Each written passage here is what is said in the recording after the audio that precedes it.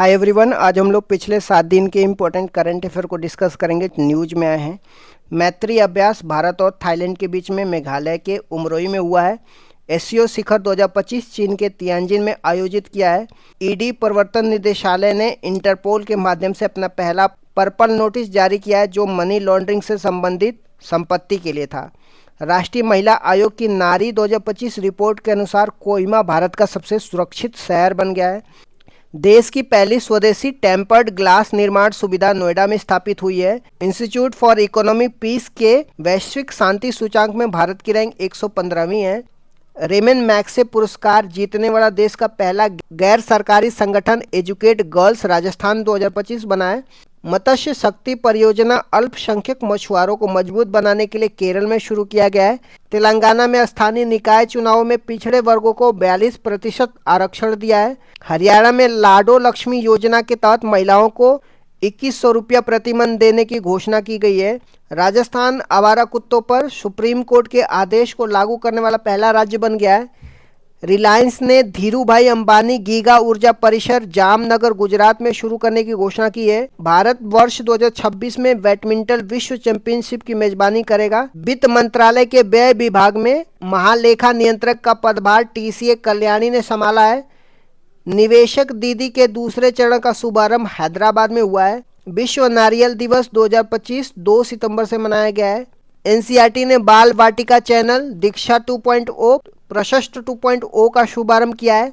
Master card ने सीमा पार भुगतान को बढ़ावा देने के लिए इन्फोसिस के साथ साझेदारी की है। Power of Siberia two gas pipeline के लिए रूस और चीन ने समझौता किया है। भारत सरकार ने वर्ष 2025-26 के लिए अफगानिस्तान के छात्रों के लिए 1000 ई छात्रवृत्ति योजना की घोषणा की है। भारत का पहला स्वदेशी माइक्रोपर विक्रम 32 है। बेंगलुरु ने सफाई कर्मचारियों के लिए अन्नपूर्णा योजना लॉन्च करी है। जीएसटी परिषद की 56वीं बैठक ने 5%, 18% और 40% की दर की संरचना को मंजूरी दी है, जबकि 12% और 28% को समाप्त कर दिया गया है। भारत का पहला गिद्ध संरक्षण पोर्टल असम में लॉन्च हुआ है।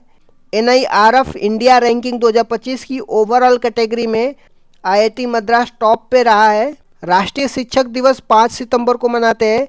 आगा खान पुरस्कार 2025 वास्तुकला से संबंधित है। IIT जोधपुर ने भारतीय भाषाओं और विरासत के लिए language and learning group BAL2G स्वदेशी AI टूल डेवलप किया है।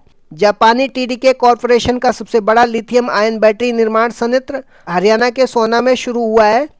केंद्र सरकार ने चांदी के आभूषण के लिए स्वैच्छिक हॉलमार्किंग विशिष्ट पहचान HUID अनिवार्य कर दी है।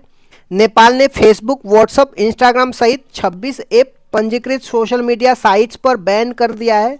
Bharat health AI global regulatory network में शामिल हुआ है, जिसका मुख्यालय जिनेवा है।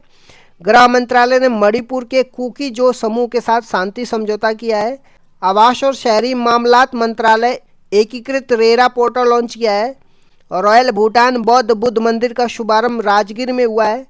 तो इस तरीके से मैंने पिछले 7 दिनों के सारे इंपॉर्टेंट करंट अफेयर को डिस्कस कर दिया है। Thank you so much guys, keep loving, keep supporting, bye bye, see you tomorrow.